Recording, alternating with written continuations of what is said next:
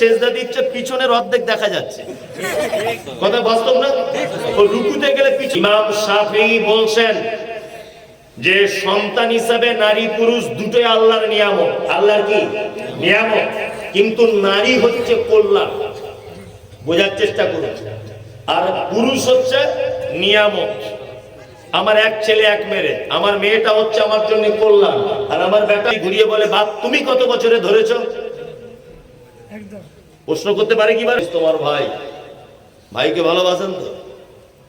95% মুসলিম পরিবারে ভাই ভাই সম্পর্ক নেই। আসেও না, দুধ নিতে আসে। তা বড় ভাইয়ের গরুটা উদাহরণ দিলে বুঝতে পারবেন। হাতে দেখবেন গম বা চাল বা ধান নিয়ে নিজের মুরগিকে খেতে দেয় সকালবেলাতে। নিজের মুরগিগুলো খায়, আর বাম হাতে দেখবেন একটা ঝাঁটা নিয়ে থাকে, মানে অন্য কারোর মুরগি যদি ঢুকে যায় তার কলিজা